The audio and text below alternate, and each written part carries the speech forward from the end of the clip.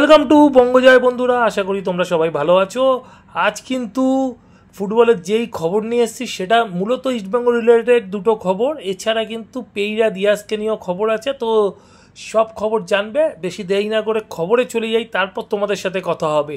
তো প্রথমেই আসি পেইরা দিয়াজকে নিয়ে। পেইরা দিয়াজ যেন এর আগে মুম্বাই সিটি এফসির হয়ে আইএসএল ট্রফি জিতেছে, এছাড়া গত মরশুমে কিন্তু বেঙ্গালুরু এফসিতে ছিলেন, অ্যাভারেজ পারফরমেন্স করেছে, খুব যে আহামরি তা নয়। তিনি 7টি গোল করেছিলেন আইএসএলে, তো বুঝতেই পারছো সেরকম খুব আহামরি পারফরমেন্স ছিল না পেইরা দিয়াজে।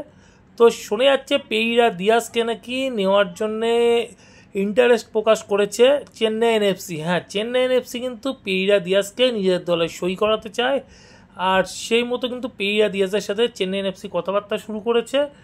অন্যদিকে পেইরা দিয়াজকে বেঙ্গালুরু এফসি যেহেতু রাখছে না আসন্ন মরশুমের জন্য, সেই জন্য চেন্নাই এনএফসিতে যাওয়াটা হয়তো পেইরা দিয়াজের সময়ের অপেক্ষা।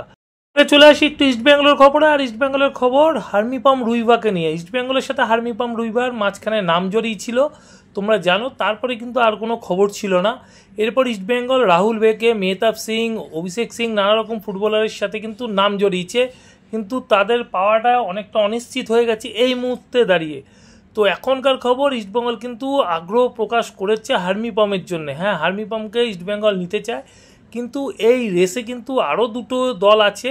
সেই দুটো দল হচ্ছে বেঙ্গালুরু এফসি এবং মুম্বাই সিটি এফসি। তারাও কিন্তু হার্মিপামকে অফার করে বসে আছে বা তার সাথে কথাবার্তা কিন্তু শুরু করেছে। অন্যদিকে কেরালা ব্লাস্টার্সের সাথে হার্মিপামের 2027 সাল পর্যন্ত কন্ট্রাক্ট আছে, আর কেরালা ব্লাস্টার্স তাকে কিন্তু সেল করে দিতে চায়। আর যেই পয়সা পাবে সেই পয়সায় আরও দুটো ভারতীয় ফুটবলারকে সই করাতে চেয়েছে কেরালা ব্লাস্টার্স। হার্মিপাম গত মরশুমে কিন্তু খুব আহামরি পারফরমেন্স করেছে তেমন না, একটা অ্যাভারেজ পারফরমেন্স করেছে। তারপরও কিন্তু তাকে নিতে চাইছে ইস্টবেঙ্গল, মুম্বাই সিটি এফসি, বেঙ্গালুরুর মতন দলগুলো। এই মুহূর্তে হার্মিপামের মার্কেট প্রাইস হচ্ছে 2 কোটি টাকার মতন। তো দেখার বিষয় যে আগামী দিনে কোন দল হার্মিপামকে সই করাতে পারে। ইস্টবেঙ্গলের ইমিডিয়েটলি কিন্তু ভালো ডিফেন্ডার দরকার। যদি ইস্টবেঙ্গল হার্মিপামকে সই করাতে পারে তাহলে ইস্টবেঙ্গলের জন্য কিন্তু খুব ভালো একটা সাইন হতে পারে আগামী দিনে। ওদিকে কিন্তু ইস্টবেঙ্গলের সাথে নাম জড়িয়েছে এই মুহূর্তে ব্রাজিলিয়ান এক স্ট্রাইকারে বার্কসন ডা সিলভা। চারিদিক থেকে এই ফুটবলারটি খবর আসছে। ফুটবলারটি কিন্তু মালয়েশিয়াতে খেলছে 2021 সাল থেকে জোহার দারুলের হয়ে কিন্তু অসাধারণ পারফরমেন্স, 82 ম্যাচে 103টি গোল। মানে বুঝতেই পারছো দুর্দান্ত পারফরমেন্স। 34 বছর বয়সটা একটু বেশি, কিন্তু ফুটবলারটি কিন্তু যেই দলে গেছে সেই দলে কিন্তু গোল করার ক্ষমতা রেখেছে।